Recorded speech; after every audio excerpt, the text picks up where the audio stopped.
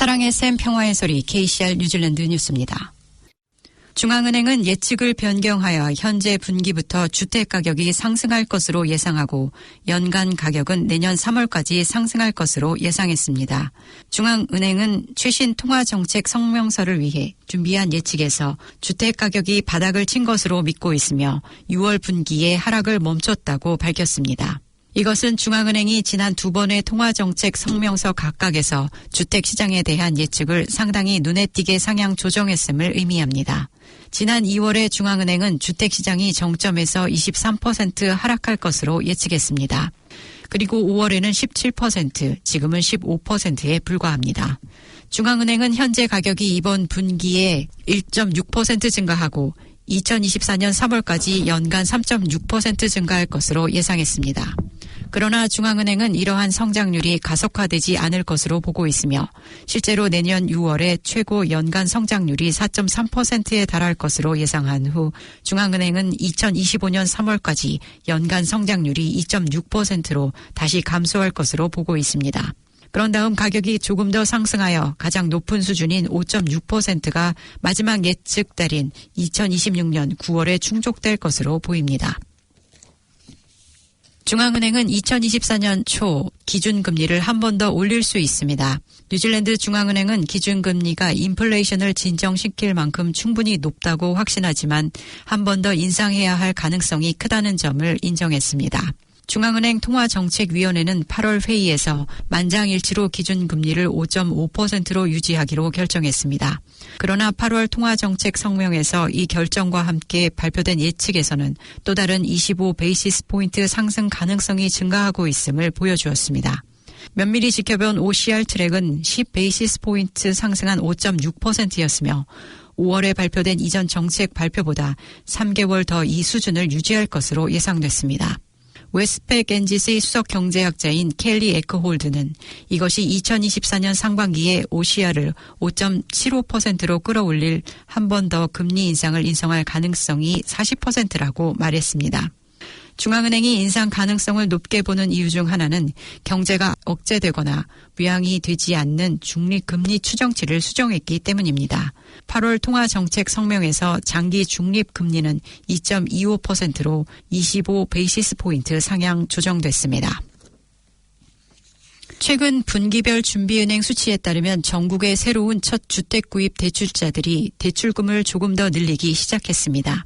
중앙은행이 새로운 수치에 따르면 첫 주택구매자의 전반적인 부채대 소득 비율은 올해 초 상당히 낮은 수준에 비해 상대적으로 약간 증가했습니다. 중앙은행은 대출자의 연간 소득의 5배를 초과하는 대출이 있는지를 면밀히 감시합니다. 중앙은행의 최신 수치 요약에 따르면 소득 대비 부채 비율 5배를 초과하는 신규 모기지 약정의 월별 점유율이 2023년 3월 34.4%에서 2023년 6월 33.9%로 감소했으며 데이터 수집이 시작된 이후 가장 낮은 점유율로 2023년 5월은 33.3%를 기록했습니다. 점유율은 또한 2021년 11월 최근 최고치인 60.2%에서 하락했습니다. 7월은 트레이드 미 프로퍼티에서 리스팅, 사이트 조회수 및 평균 호가가 모두 하락하는 힘든 달이었습니다. 7월 웹사이트의 평균 호가는 83만 3,850달러였으며 이는 지난해 7월 대비 8.4% 하락한 것입니다. 연간 감소폭이 가장 큰 곳은 웰링턴 11%였고 오클랜드 10.6%, 혹스베이 9.6%, 와이카토 8.3%가 그 뒤를 이었습니다. 트레이드 미 프로퍼티 영업이사 개빈 로이드는 부동산 가격은 2022년 11월 이후 하락했으며 4월에는 전국 평균 호가가 10.9% 또는 10만 6천 달러로 사상 최대 하락폭을 보였지만 그 이후로 이 하락률은 완화됐다고 말했습니다. 트레이드미의 수치는 또한 7월에 부동산에 대한 공급과 수요가 모두 감소하여 작년 7월에 비해 주택 목록이 10%, 조회수가 7% 감소한 것으로 나타났습니다. 개빈 로이드는 우리가 정점에 본 것과 비교하면 시장에 부동산이 확실히 적다고 말했습니다. 개빈 로이드는 선거일이 지나면 더 많은 부동산이 시장에 나올 것으로 예상하고 있으며 2024년이 되기 전에 부동산 가격이 안정되는 것을 볼 수 있을 것이라고 말했습니다. 국민당 대표 크리스토퍼 럭슨은 이전에 노동당이 도입한 외국인 주택금지 조치에 대해 반대한다고 16일 아침 언급했습니다. 이 금지 조치는 외국인 구매자가 기존 주택을 구매하는 것을 제한하고 있습니다. 국민당이 외국인 주택 구매 금지 조치를 철회할 것인지 관련하여 질문이 나왔을 때 크리스토퍼 럭슨 국민당 대표는 곧 관련하여 더 말할 것이고 국민당은 경제를 다시 성장시키는 경제 계획을 구축하는 데 초점을 맞추고 있다고 말했습니다. 외국 투자는 경제 성장을 촉진하는 데 필요한 사항 중 하나일 뿐만 아니라 교육, 인프라, 기술과 같은 다른 요소들과 함께 고려해야 한다고 크리스토퍼 럭슨 국민당 대표는 언급했습니다. 또한 크리스토퍼 럭슨 대표는 주택가격이 현 정부 아래 6년간 계속 상승했고 임대료가 올라가고 공공주택에 거주하는 사람들이 더 많아졌다고 비난했습니다.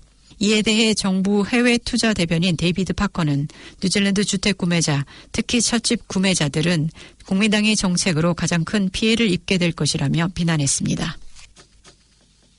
노동당은 최근에 정책 발표로 긍정적인 기류를 만들려고 노력하고 있지만 한 정치 전문가는 그들이 공포감을 조성하지 않고 절망적으로 보이지 않도록 주의해야 한다고 말했습니다.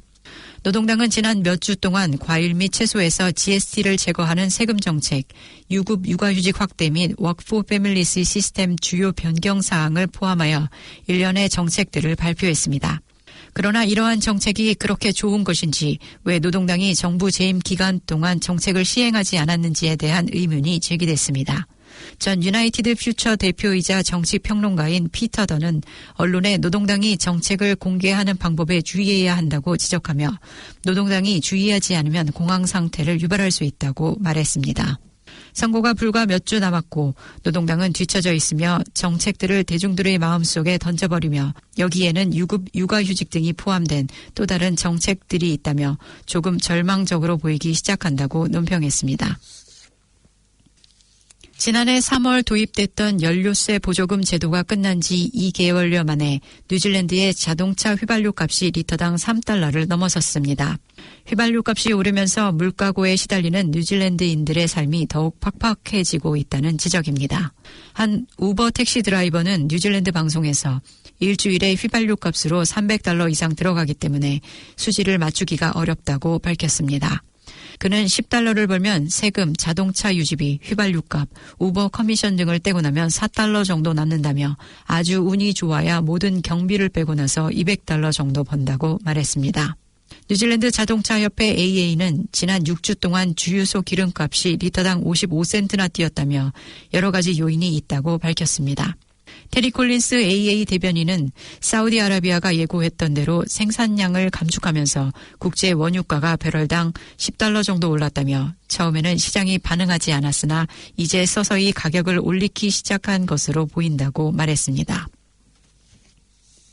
국민당이 공공서비스위원회에 피니 헤네르 내각장관 파트너인 스카이카무라가 운영하는 회사와의 정부 계약 처리를 조사하도록 요청했습니다.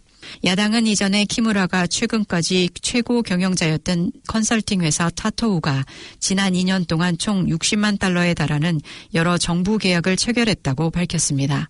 약 25만 달러는 보건부에서 일했고 헤네르는 보건부 차관이었습니다. 국가공익서비스 대변인 사이먼 브라운은 어제 피터 헤버슨 위원에게 서한을 보내 이해 충돌이 적절한 관리를 보장하기 위해 모든 관련 계약을 검토할 것을 요청했습니다. 헤네르는 2018년 파트너의 비즈니스 이해 관계를 내각부에 공개했으며 소속사와의 계약 관련 결정에 관여하지 않기로 동의했습니다. 보건부는 모든 규칙과 정책을 따랐고 전반적으로 만족한다고 말했으며 헤네르가 관여하지 않았음을 확인했습니다. 그러나 국방부 대변인 타토우가 이해 상충을 선언하지 않았으며 내부 관리 계획도 마련하지 않았다고 언급했습니다. 한편 공공서비스위원회는 작년에 나나이아 마우타 내각 장관의 가족과 관련된 4개의 공공기관의 이해 상충에 대한 불만을 조사한 바 있습니다. 리타이어먼트 커미션 설문조사에 따르면 사람들은 생활비 압박 속에서 점점 더 재정관리에 어려움을 겪고 있는 것으로 나타났습니다. 조사 대상자 중 55%는 재정 상황에 어려움을 겪고 있으며 51%는 가라앉기 시작했다고 말했습니다. 자금 교육기관인 소티드의 개인 금융 책임자인 톰 하드만은 설문조사 결과 미래를 위해 돈을 벌 수 있는 사람들의 능력이 크게 감소한 것으로 나타났으며 이는 미래의 재정적 복지에 장기적인 영향을 미친다고 언급했습니다. 리타이먼트 커미션 테아라 아훈가오라는 재정적 스트레스가 여성, 마오리족 및 퍼시피카에 불균형적으로 영향을 미치고 있다고 말했습니다. 평균 인구의 60%가 작년에 재정적 스트레스를 경험했지만 18세에서 35세의 경우 76%, 마오리족의 경우 76%, 퍼시피카의 경우 78%가 훨씬 더 높았다고 유언의 연구 책임자 조 갬블이 말했습니다. 갬블 박사는 성명에서 재정 문제로 어려움을 겪고 있는 사람들이 지원을 요청하는 것이 중요하다면서 재정적 스트레스는 개인의 전 생애에 영향을 미쳐 재정적인 복지뿐만 아니라 친구 및 가족과의 관계, 사회적 선택에 영향을 미칠 수 있다고 언급했습니다. 또 하트만 책임자는 물가가 오르는 동안 재정적 행동에 대해 계속 노력하는 것이 중요하다고 말했습니다. 뉴질랜드 총계청의 새로운 데이터에 따르면 뉴질랜드는 2023년 6월까지 최근 1년 동안 전년 동기간 대비 출생 인구수는 감소하고 사망 인구수는 증가한 것으로 나타났습니다. 2023년 6월까지 최근 1년 동안 뉴질랜드의 총 인구는 10만 5,900명 증가하여 522만 3,100명에 이르렀습니다. 그중 약 1만 9,100명은 자연 증가에 기인하고 8만 6,800명은 순이민으로 인한 것입니다. 순이민은 2020년 3월 이후 가장 높은 수치를 나타냈습니다.